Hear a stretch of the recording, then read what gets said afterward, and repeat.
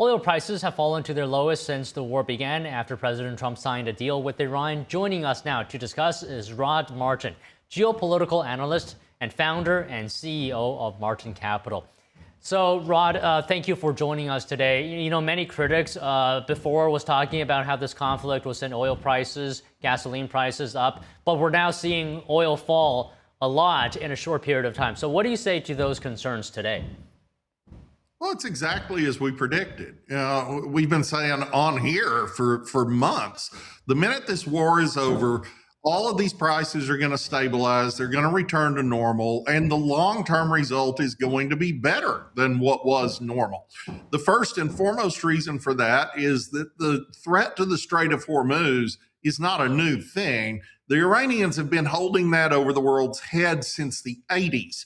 As a result of which there's a risk premium priced into the price of oil everywhere and has been for most of our lifetimes. That's going to go away, and it's going to go away for very specific reasons. Oman is now going to replace the Strait of Hormuz for the UAE. They have left OPEC. The UAE they have doubled their capacity. They are going to ship it over land. They're going to avoid the strait entirely. You're seeing tremendous increases in the capacity of the Saudis to ship oil to the Red Sea. The Iranians are not going to be able to hold them under threat. And I expect we're going to see the GCC as a whole begin to look at pipeline options that take them, if not to the Red Sea or the Gulf of Oman, possibly all the way to the Mediterranean, possibly through Israel, if we can get an Abraham Accords deal inked with a few more of them. And that just changes the equation entirely. The Iranians are never going to be able to hold us under this threat again. And the president has succeeded in shifting a great deal of the world's energy supply from the Persian Gulf to the Gulf of America. So speaking of a great deal, in your mind, has there been any deal with Iran where it's purely performance-based, where Iran only gets things if they behave? We have been living on Iranian promises most of my lifetime. They've never kept one yet. I thought the president was incredibly clear yesterday in his remarks on the point that if Iran should transgress its obligations, spoken and written, both, it's getting bombed, and we're just not going to let up. We're not actually reducing our presence in the Gulf and in the Arabian Sea. The blockade isn't gone, and to the degree we slack off on it a bit as a result of this deal, we can reassert it almost immediately. There's simply no way for them to cheat as long as Donald Trump is willing to bomb. And the reason we got to an MOU ultimately is the 3 days of bombing that led up to it. The Iranians realized he is serious. He's not just playing for the midterms. He is actually willing to inflict the damage necessary to leave Iran in terrible, forgive the term, straits. So I think that's exactly what we'll see going forward. And honestly, with very little impact on the price of oil going forward. And I'm really excited about the new transport capacity we're seeing in the Middle East, but I'm a lot more excited about the growth of U.S. exports to East Asia and to Europe. Okay, so earlier you mentioned that geopolitical risk premium is going away. In your mind, how long would it take for oil prices to go back to pre-war levels? Because now traders are shifting their attention back to fundamentals. But, you know, we still have to consider the damaged facilities and ports. So when do you think we'll go back to pre-war levels? Well, there's no question about that. It may be 12 months before we see these numbers hit what I would like to see. But during that entire time, you're talking about significantly increased oil production as well. And one of the fields that we must not lose track of course, is Venezuela, where we are going in with American technology and American competence to restart a lot of production that was lost over the last 20 years simply because the socialist regime that nationalized those oil fields didn't know how to run them. And we had gotten down to just an abysmally low export number over the last decade in particular, but the last 5 years have just been unbelievable. So that's all coming back. And that directly affects US gas prices because we hold most of the refineries that can actually process that Venezuelan heavy crude right here on the Gulf Coast. So that goes straight into American tanks. That reduces the price. Additionally, as I said, the UAE is in the process of doubling production. That is a huge break with what they have always done under the OPEC regime, seeking to keep the price of oil artificially high. Doubling production is a really big deal for global prices. Shipping it by pipeline across Oman in some ways is an even bigger deal. And the East-West pipeline in Saudi Arabia going to Yanbu, same thing.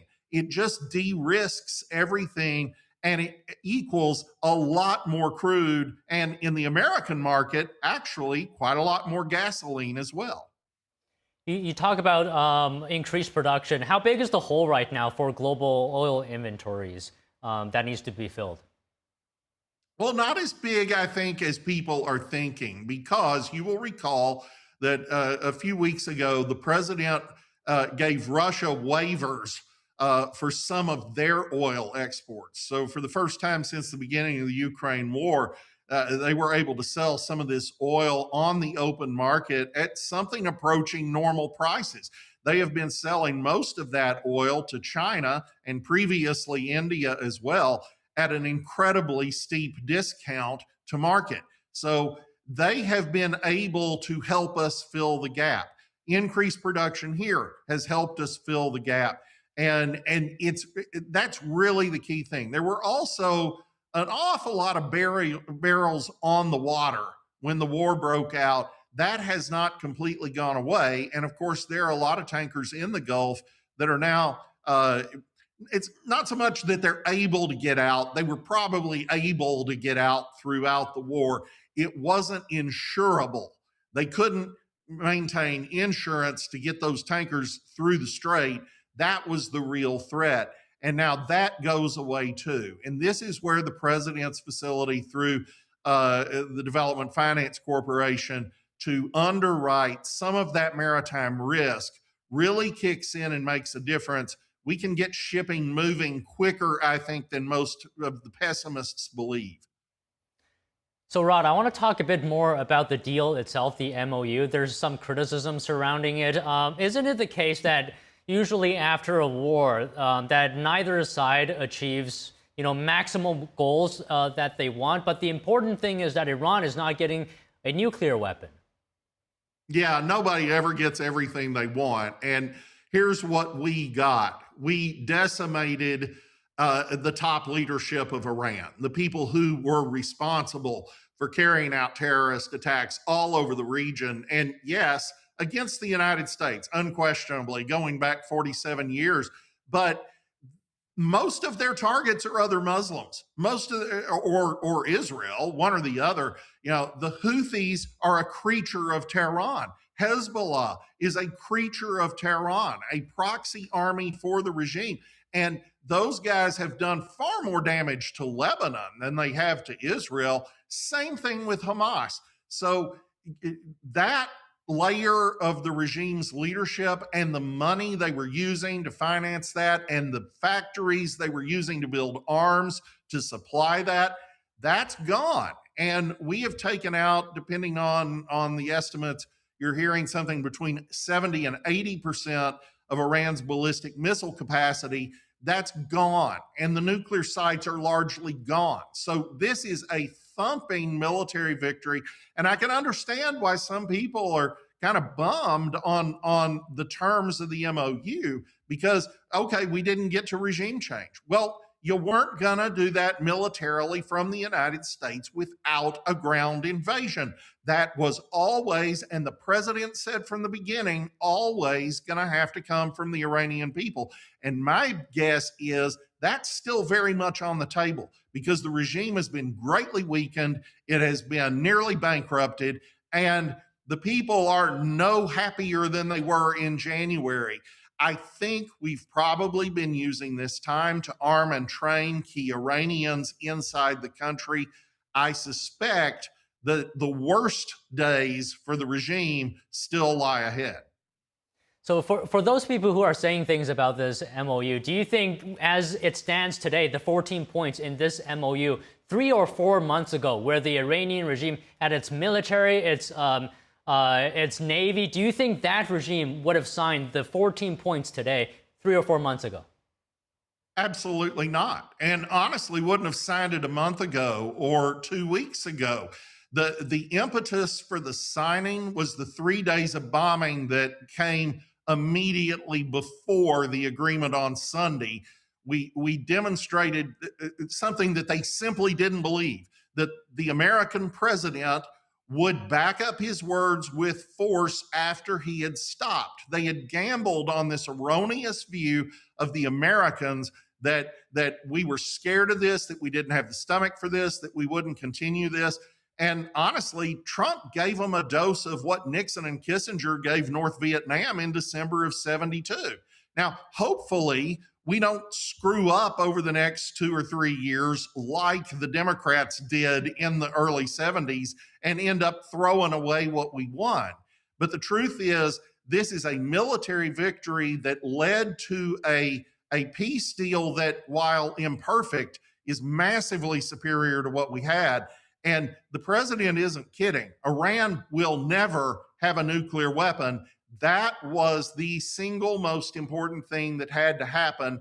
And being humiliated in this way makes the regime far weaker with the people. We saw an instance of that this week when the IRGC had its people out in the streets chanting against America, and they start chanting against the Iranian foreign minister and calling for his death. The IRGC and the people we're dealing with are split, and there's an opportunity in that to bring down the regime. Okay, Rod, just one final question here. You know, for a while, military experts, Middle East experts are saying Iran is in a dilemma. If they don't sign the deal, they will face military consequences from the U.S. If they do sign the deal, they're going to face backlash from ideological hardliners within the regime, which they argue could be even more dangerous than external pressure. So the fact that they even signed this deal, if not a surrender, is that at least Iran bending a knee to the U.S.? It absolutely is, and that's how it's being seen in Iran. There's no way to escape that. You can't sit down at a table and make a deal with the great Satan, as they have been calling us since the 70s, and not look weak. And they can spin it all these different ways. They can tell all kinds of lies in Iranian propaganda about what they got out of us and this, that, and the other.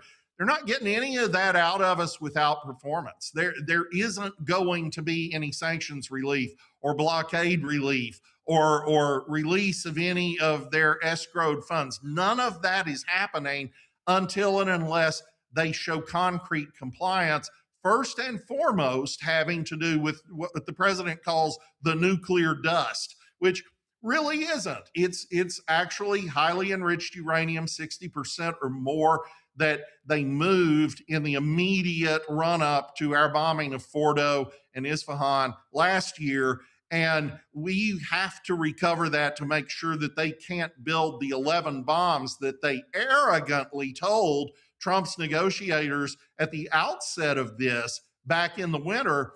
You know, we can build all these bombs. You didn't get us. Well, they're just waving a red flag in front of a bull, and Trump took them. So no, this is a loss. This is functionally a surrender. It is not the kind of unconditional surrender that we saw with Japan or Germany after World War II. That almost never happens, but they lost this war. And if they really want a rematch, Trump will give it to them. Can't imagine they would want a rematch after what happened to them over the past 3 to 4 months. But I like your term, a functional surrender. Rod, thank you for speaking with us. Thank you.